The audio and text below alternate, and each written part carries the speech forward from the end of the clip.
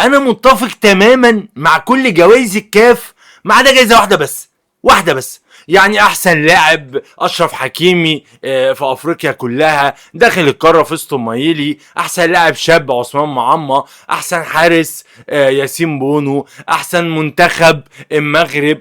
متفق مع كل حاجه ما عدا جايزه واحده بس انا مستغربها بصراحه انا مستغربها.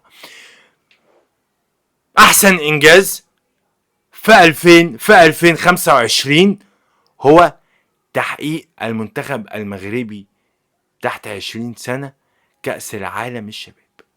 20 سنة كأس العالم الشباب مع الكابتن المدرب محمد الوهب.